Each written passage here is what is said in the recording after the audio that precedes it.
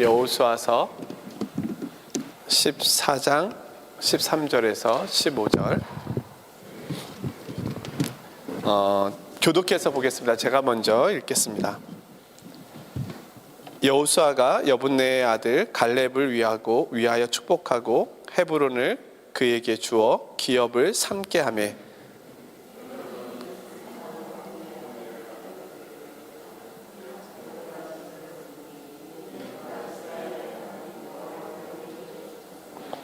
함께 있습니다.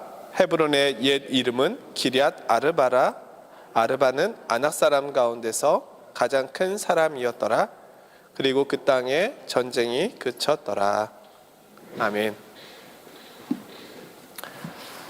더 많은 분들이 금요교대에 오셔서 기도하기 원했지만 다들 상황과 형편이 있으리라 생각하고요.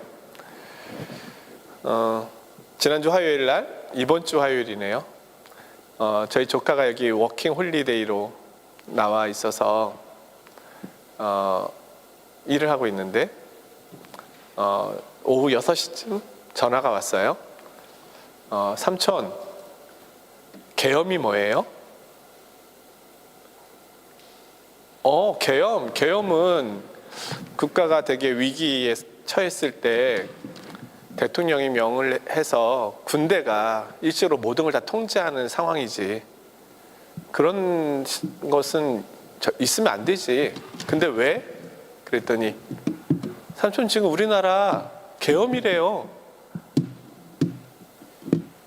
믿을 수가 없었습니다.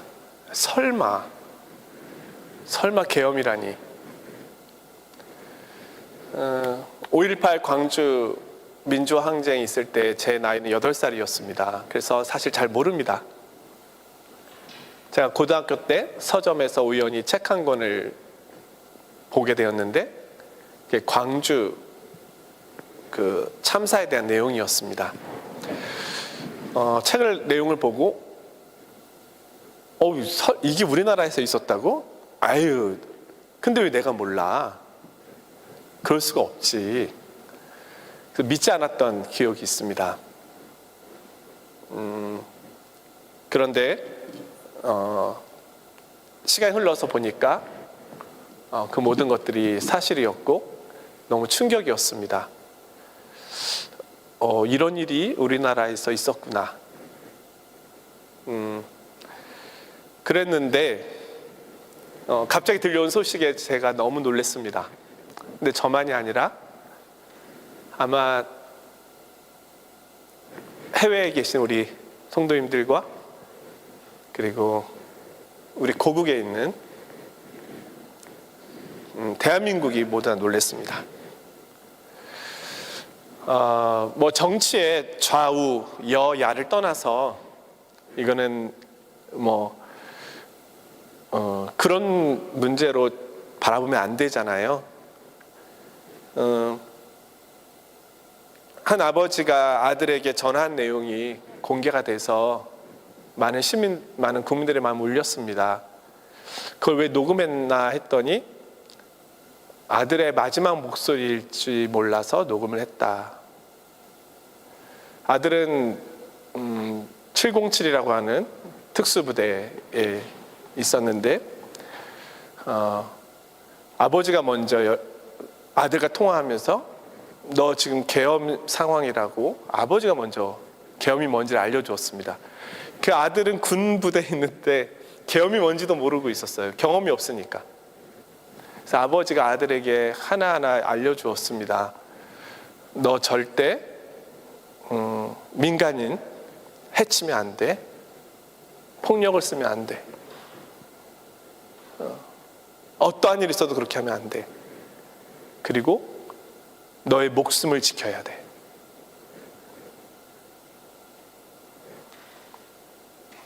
나는 너의 목숨이 제일 염려가 된다.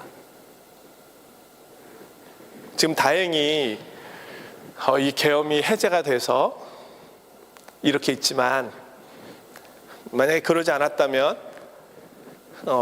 어떤 상황이 됐을지 사실은 너무 두렵고 염려가 되는 마음이 있습니다.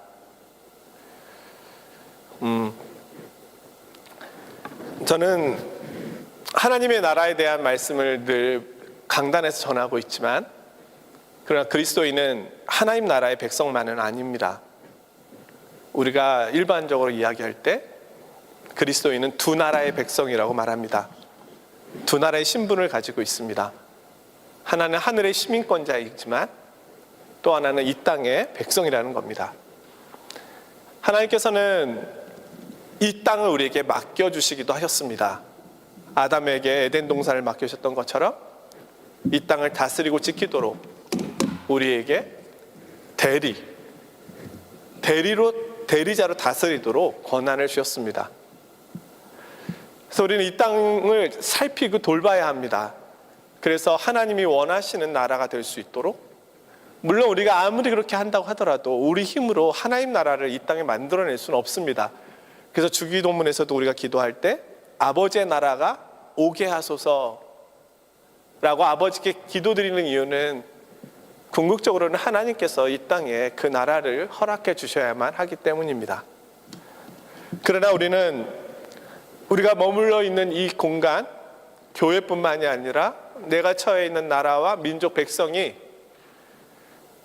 하나님의 형상대로 지음받은 그 모습 그대로 존중받고 하나님이 주신 그 자유 속에서 마음껏 하나님을 예배하며 살아갈 수 있도록 우리가 섬기고 돕도록, 그렇게 국가와 사회가 건강해지도록 해야 할 책임과 부르심이 있습니다.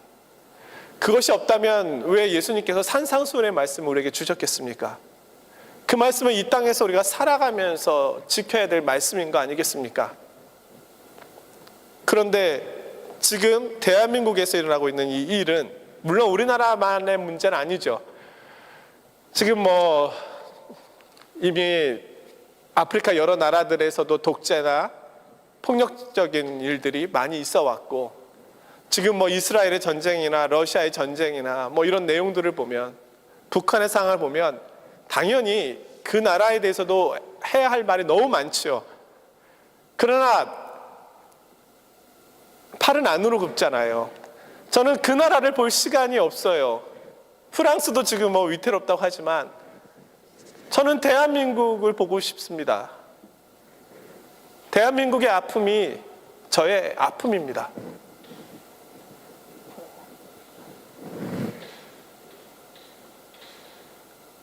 만약에 우리나라가 어려움에 처하면 해외에 살아가고 있는 우리가 같이 어려워지는 거잖아요. 언론에서 러시아가 대한민국을 염려한다는 얘기를 듣고 제가 어이가 없었습니다. 누가 누구를 염려해 지금. 우리가 이런 상황이 되었구나.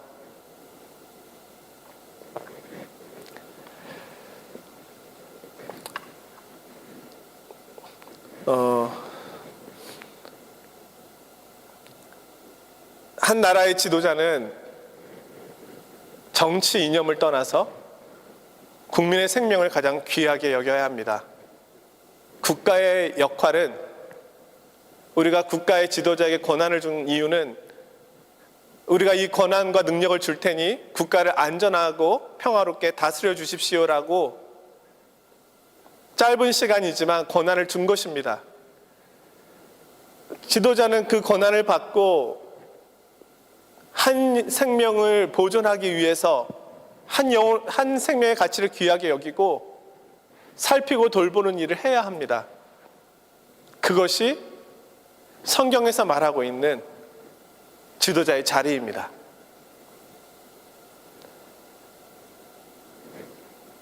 그래서 성경에서는 오죽하면 왕이 되었을 때 하지 말아야 될 것까지 규정하고 있잖아요.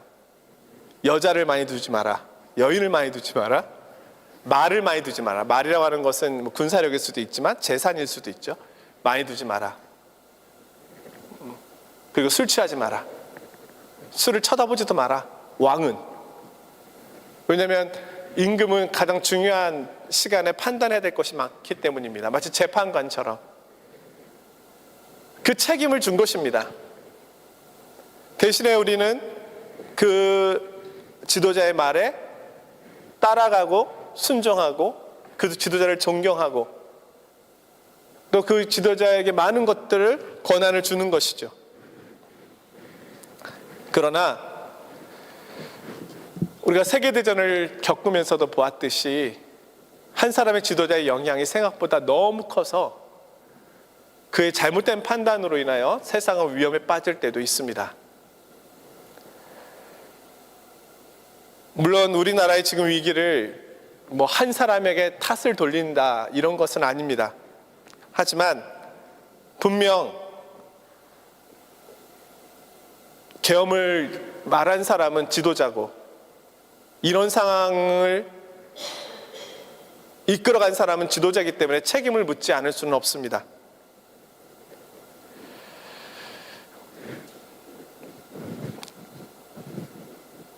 저는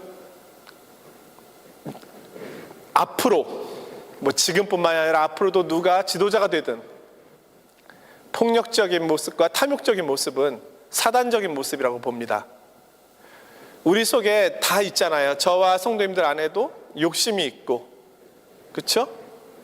그것이 조금 커지면 탐욕이 되고 나에게 거기에다 힘이 주어지면 폭력이 됩니다. 그래서 언제든지 우리는 그것을 절제해야 되고 그리고 늘 견제하도록 노력하고 수고해야 합니다. 그러나 그 범위를 넘어가는 일들이 생긴다면 그것은 반드시 책망해야 되고 그리고 권한을 제한해야 되고 그렇게 할 수 없도록 해야 되는 겁니다. 그러지 않으면 너무나 많은 사람들이 너무나 많은 귀한 생명들이 하나님의 형상 안에서 보호받아야 될 생명들이 다치고 희생당할 수가 있습니다. 누가 그런 권한을 주셨습니까? 우리에게 그럴 권한이 있습니까? 한 영혼을 천하보다 귀하게 여기신 주님의 사랑이 있는데 우리가 아무리 힘이 있고 권한이 있다고 해서 한 사람을 군인의 군하로 짓밟을 수 있는 권한이 우리에게 있습니까? 심지어 우리는 죄를 지은 사람을 잡아갈 때도 그 사람에게 있는 권한을 이야기해주고 변호받을 수 있는 권리까지 이야기해줍니다. 왜냐하면 그것이 인간이라고 하는, 존중받아야 될 인간이라고 하는 죄인이지만 그 가치 때문에 그런 겁니다. 그런데 온 국민들을 이렇게 한다는 것은 전 하나님이 너무 아파하시는 일이다라고 봅니다.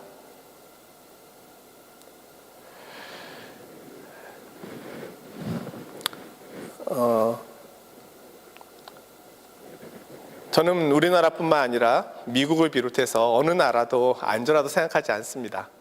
이상한 지도자는 언제든지 등장할 수 있고 인간의 탐욕은 언제든지 나라를 무너뜨릴 수 있다. 지도자가 생각을 잘못하면 핵미사일 버튼을 누를 수 있는 거잖아요. 그게 인간이다. 그래서 사실 어느 나라, 어느 지도자도 신뢰하지 않습니다. 그러나 신뢰하지 않는 것과 잘못을 책망하는 것은 다릅니다. 이 땅에 우리가 살아가는 동안에 고통스럽고 아픈 일들이 없어야 하겠지만 그러나 어느 누구도 사실은 장담할 수가 없습니다. 왜냐하면 우리가 살고 있는 이 세상은 하나님의 나라는 아니기 때문입니다. 우리 주님께서 왜 오셨을까? 이 계절에 저는 지금 상황에서 대한민국의 가장 큰 위로는 역시 예수 그리스도밖에 없구나를 보게 됩니다.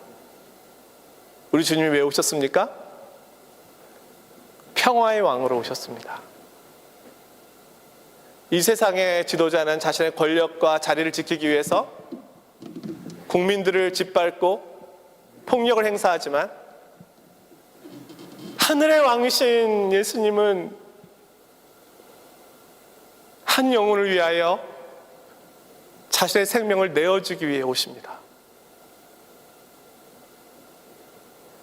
그는 하나님과 동등하신 분인데 가장 작고 초라한 마구간으로 내려오십니다.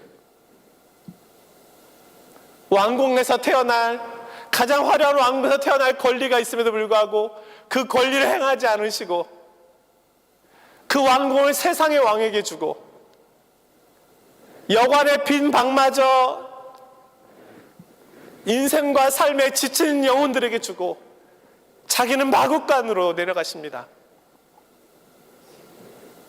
그리고 인간의 폭력과 인간의 불의함에 그분은 힘없이 돌아가십니다.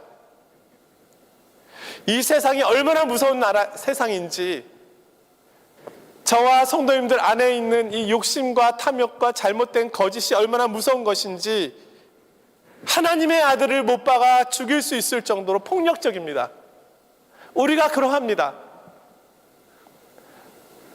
하나님의 아들을 알아보지 못하는 건 둘째치고 그를 십자가에 못 박아 죽여야 한다고 외치는 그들이 바로 우리들입니다.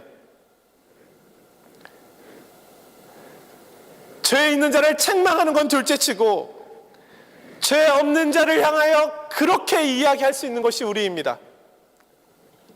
마구간에 누워 있는 아기 예수를 보고 아이고 어떻게 해, 내 방을 내어줄게 하는 것이 아니라 그것에 방관하고 목도할 수밖에 없는 것이 바로 우리들의 모습입니다. 그러한 우리들을 보시고 왕이신 하나님께서 하신 것은 채찍이 아니라 군합발이 아니라 칼과 창이 아니라 십자가였습니다. 내가 너희들의 폭력성을, 너희들의 거짓을, 너희들의 죄악을 내 몸에 채우겠다. 이것만이 너희들이 용서받고 새로운 사람이 되고 새로운 나라를 만들 수 있는 유일한 길이다. 우리는 사실은 어느 정치 지도자의 말도 따르지 않습니다. 저도 마찬가지입니다. 누가 그 대통령의 자리에 앉아있든 저는 늘 판단할 것입니다. 이전에도 그랬고 앞으로도 제 의식이 살아있는 한은. 그러나 지금은 아닙니다. 이것은 아닙니다.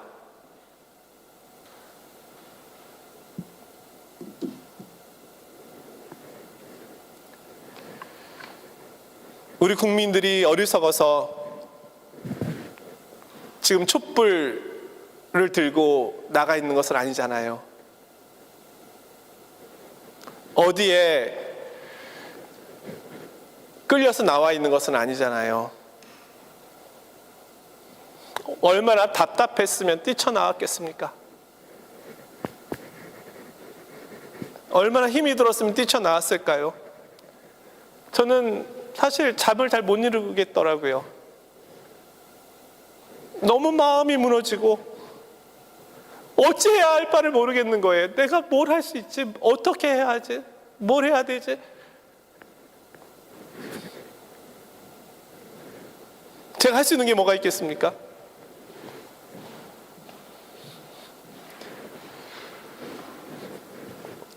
저는 그러면서 하나님이 만드시는 이 하나님의 나라를 더 묵상해 보았습니다.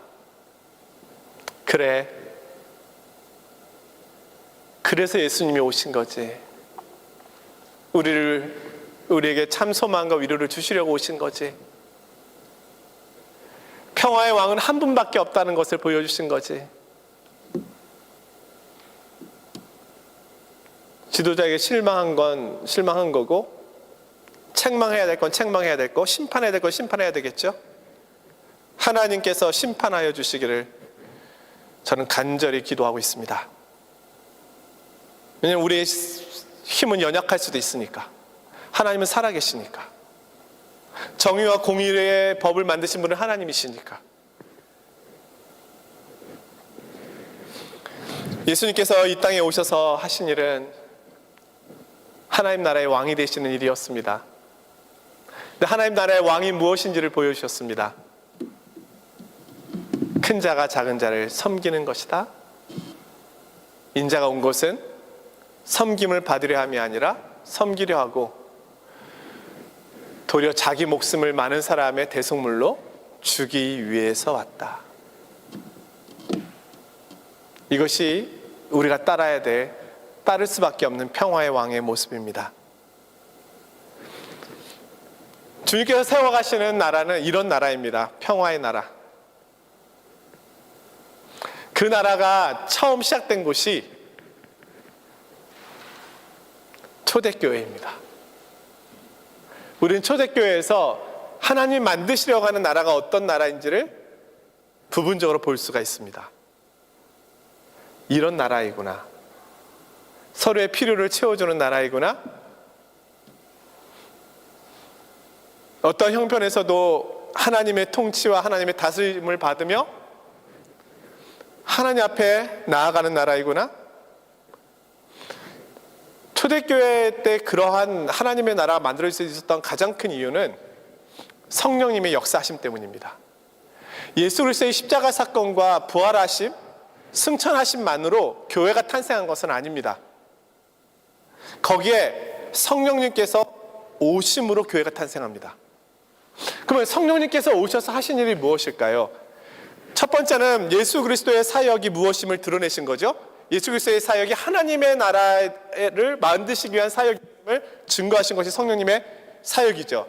죽으심과 부활을 통하여 우리를 새롭게 하시는 일, 새로운 백성으로 하나님의 백성으로 만드심으로 유대인뿐만 아니라 이방인까지 모두 다 하나님 나라의 백성이 되는 길을 열어주신, 그리고 우리가 죄에 대하여 죽고 의에 대하여 살아가는 새로운 피조물로 하나님 앞에 나아오는 백성이 되게 하신 것이 그리스도의 십자가의 죽으심과 부활과 승천이죠. 그러나 성령님께서 오셔서 하신 또 한 가지 중요한 것이 있습니다. 자기를 부인하게 하는 겁니다. 누구든지 나를 따라오려거든 자기를 부인하고 자기 십자가를 지고 나를 좇을 것이니라. 자기 부인이 나의 힘의 노력으로 되지 않습니다.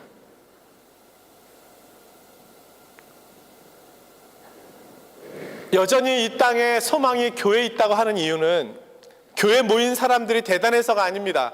목회자가 훌륭해서도 아닙니다. 많은 훌륭한 사람들이 교회 안에 모여있기 때문이 아닙니다.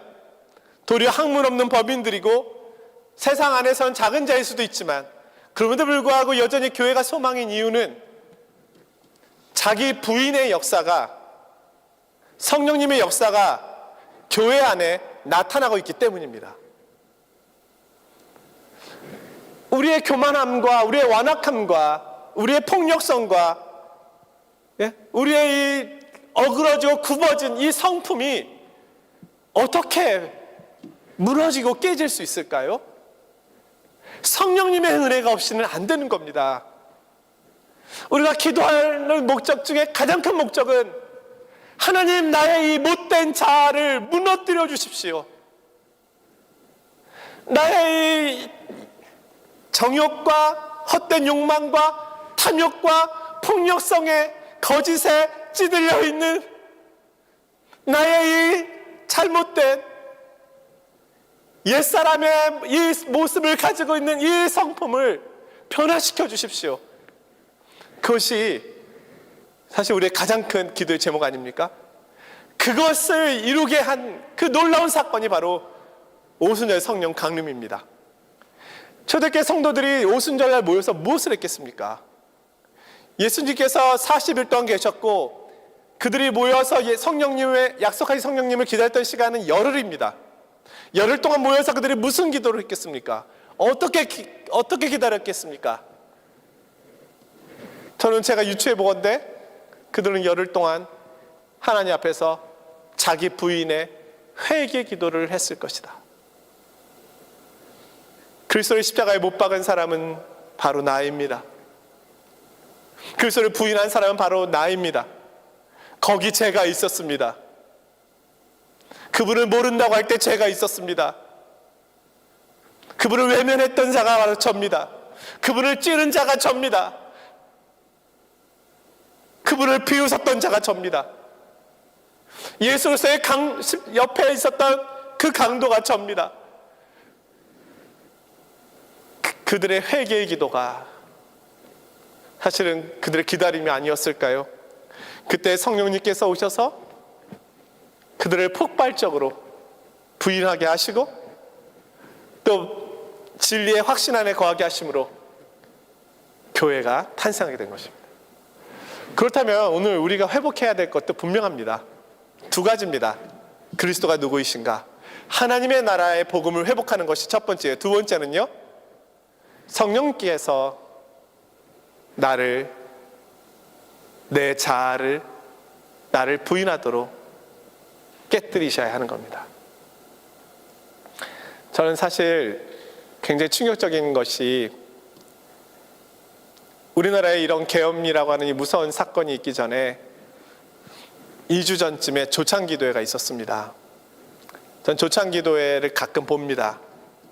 어느 목사님이 오셨는지, 어느 목사님이 최고 통수권자인 대통령 앞에서 어떤 말씀을 하시는지 저의 관심사이기도 합니다. 전 되게 비참했습니다. 지금 이 나라의 상황과 이 형편을 보면서 저 정도의 말씀밖에 전할 수밖에 없는가? 한국교회가 이렇게까지 무너졌는가? 하나님을 두려워하고 하나님을 무서워해야 하는데 대통령을 무서워하는 나라가 되었단 말인가?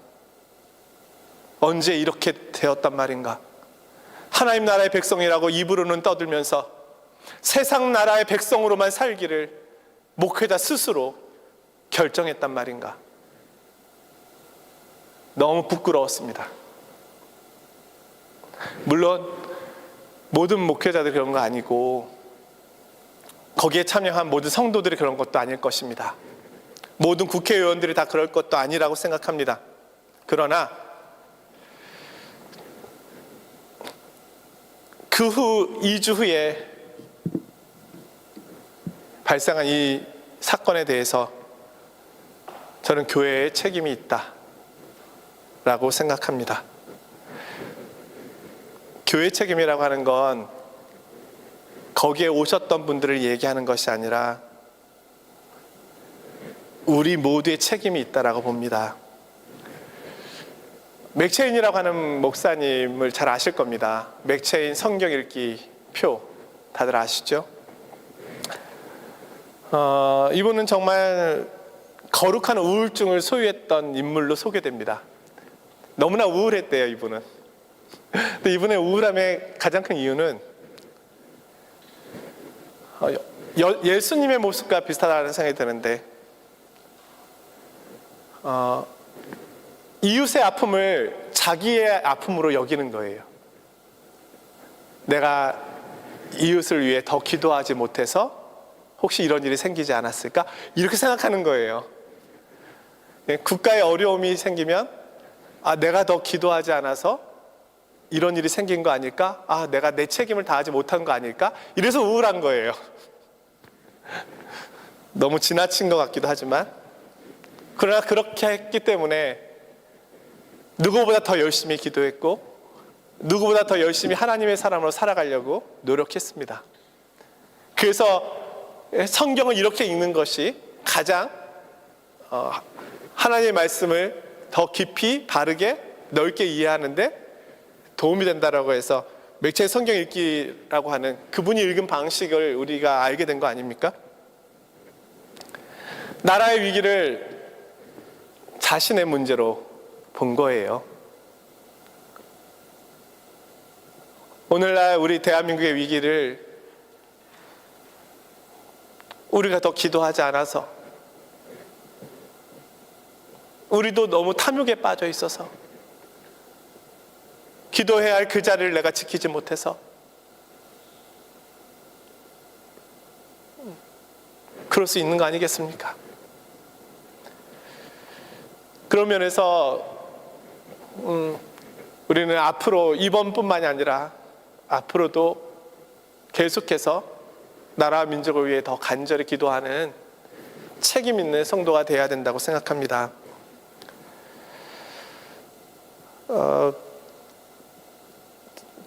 제가 제가 화요일 날 설교 준비 원고를 통역부에 보내는데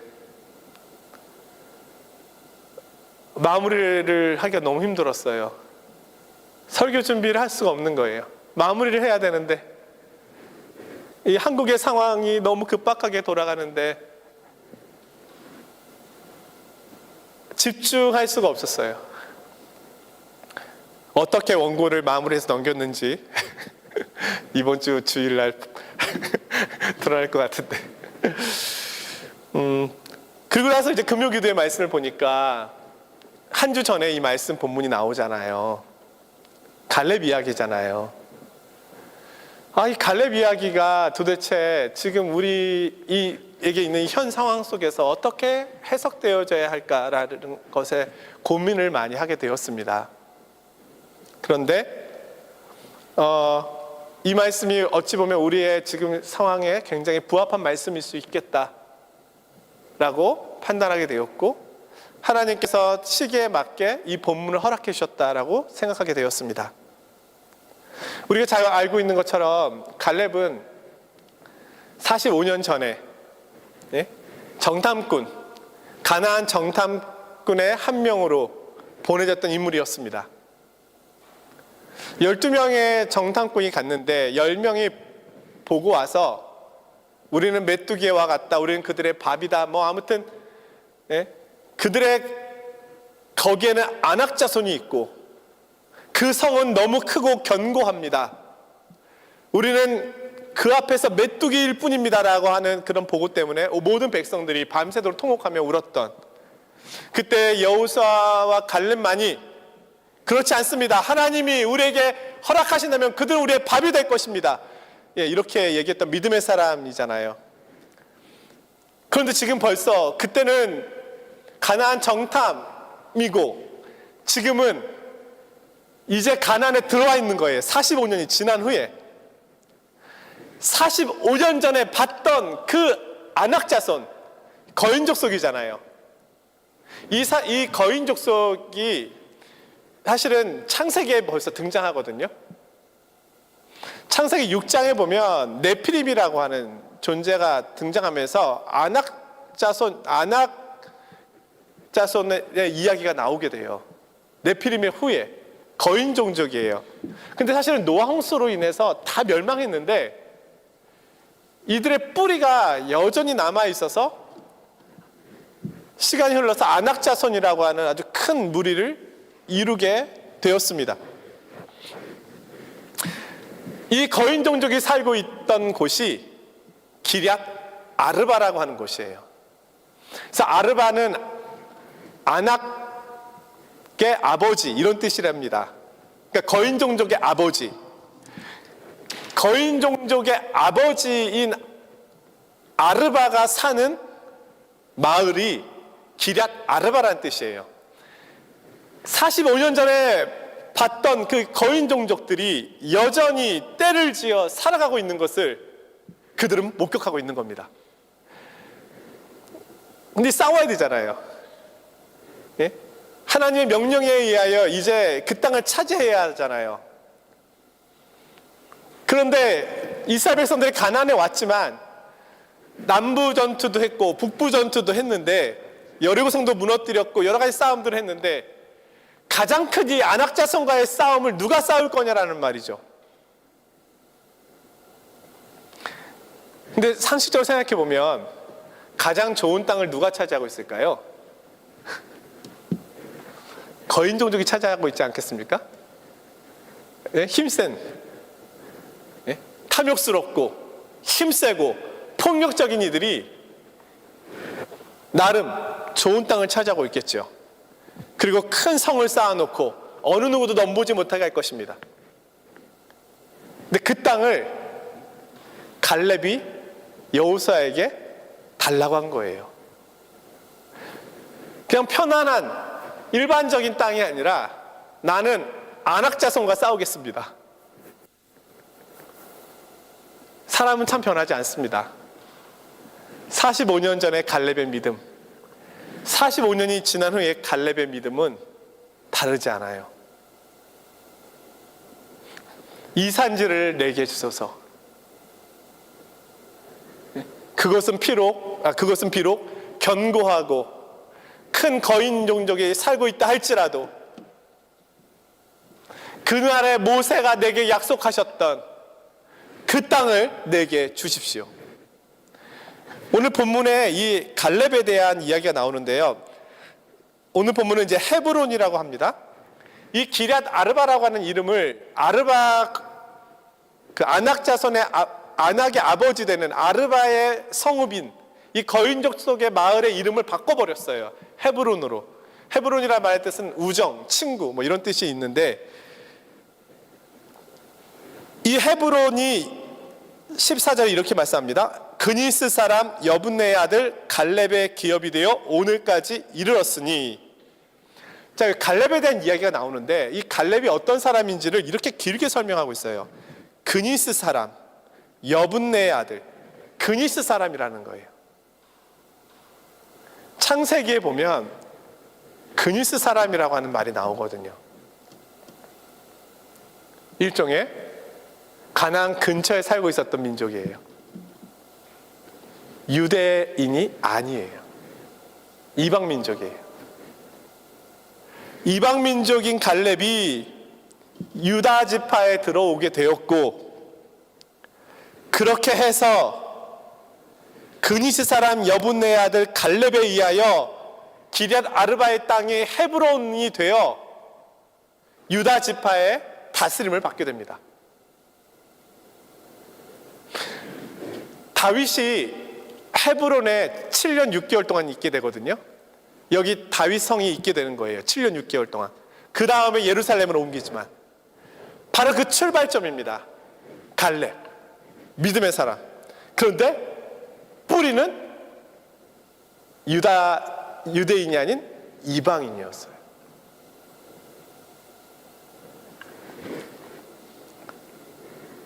헤브론의 옛 이름은 기럇 아르바라. 아르바는 아낙 사람 가운데서 가장 큰 사람이었다.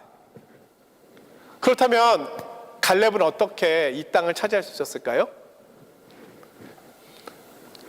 14장 뒷부분에 이렇게 말씀합니다. 이는 그가 이스라엘의 하나님 여호와를 온전히 좇았습니다.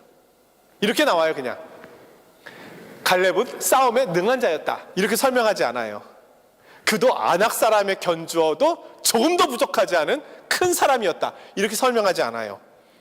갈렙은 이스라엘의 하나님 여호와, 이스라엘의 하나님 여호와. 갈렙은 원래 이방 민족이잖아요. 그니스 사람이잖아요.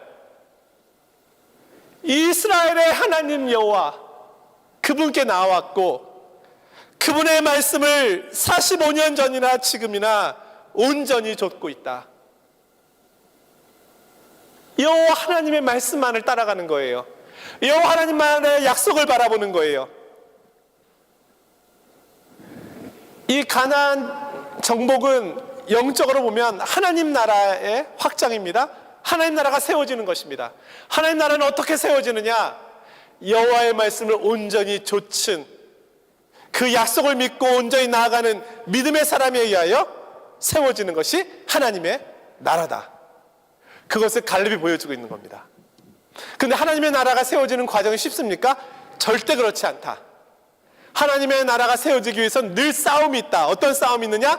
아낙 자손과 같은 싸움이 있다.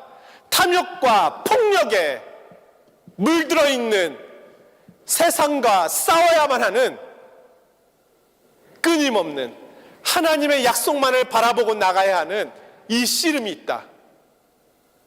그래야 하나님의 나라가 세워지는 것이다. 오늘 우리가 살아가고 있는 삶의 자리가 저절로 되지 않는 것을 아시잖아요. 우리 성도님들께서 여기까지 오시기까지 얼마나 많은 전쟁과 씨름, 인생의 싸움을 싸움해 오셨습니까? 대단하신 거죠.